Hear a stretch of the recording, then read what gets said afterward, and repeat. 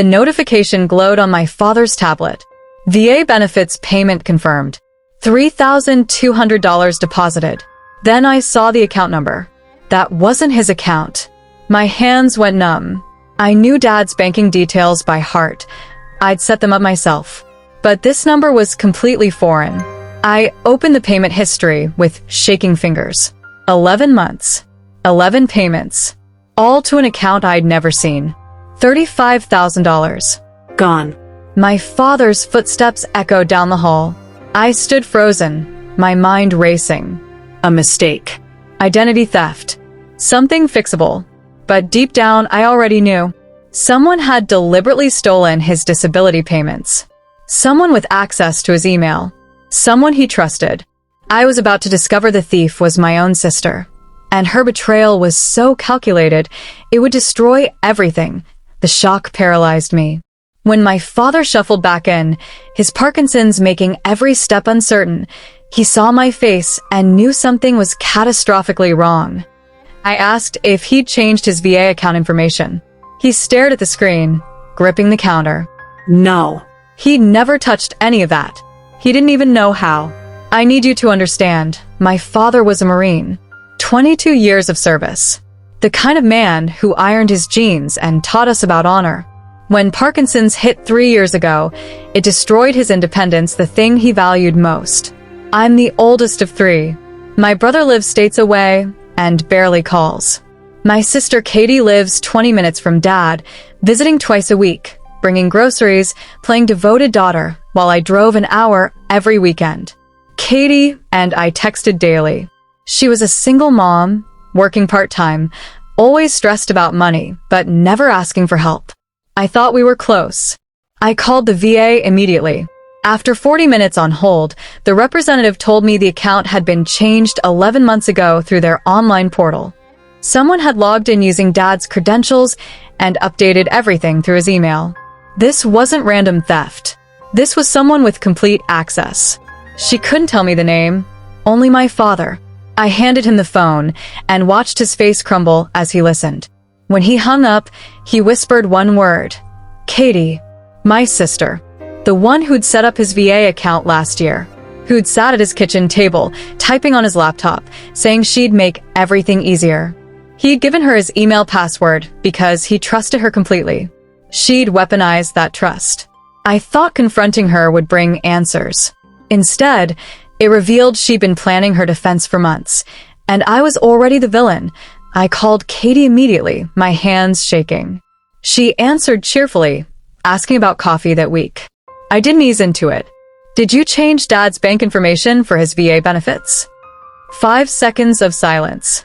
Then nervous laughter. Of course not. Why would you think that? I told her the VA confirmed it. That we had proof. The laughter died. Her voice dropped, almost childlike. She'd meant to tell me. She was going to pay it back. She'd just been desperate, drowning in debt, about to lose her house. Dad's benefits were just sitting there while he barely touched his savings. She'd planned to borrow it temporarily. 11 months isn't temporary. $35,000 isn't borrowing. I asked how she could look him in the eye every week while stealing his disability payments.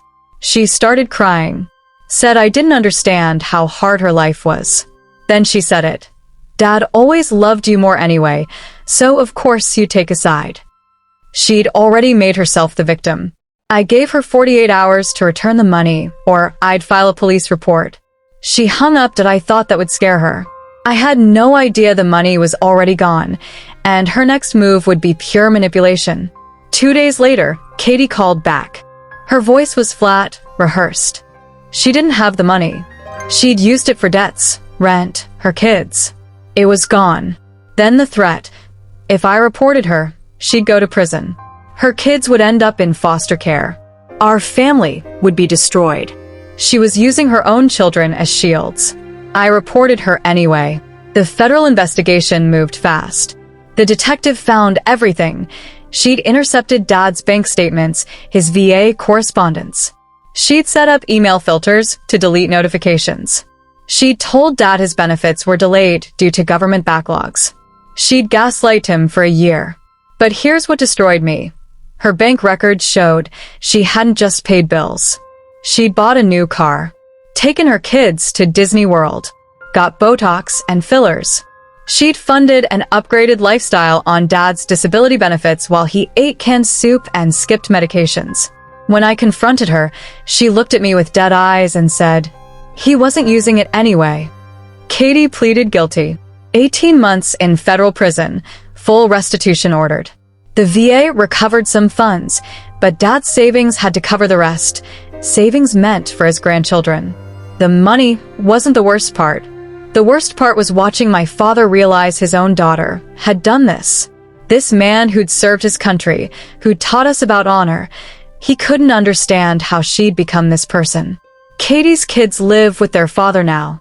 She writes letters from prison that we never open. My brother called once to say I destroyed the family. I haven't spoken to him since. I visit Dad twice a week now.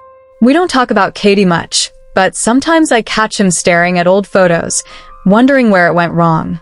I tell him he didn't fail. That love isn't supposed to come with theft protection. But I'm not sure either of us believes that anymore. Sometimes the people who hurt us most are the ones we trust with everything. And sometimes there's no closure, just the weight of knowing someone you loved was capable of unimaginable betrayal. Subscribe for more stories about the cost of protecting family. Like, if you believe stealing from a veteran is the lowest form of betrayal. Share this. It might give someone the courage to act. And in the comments, tell me this. Would you have pressed charges against your own sibling? There's no easy answer, but the discussion matters.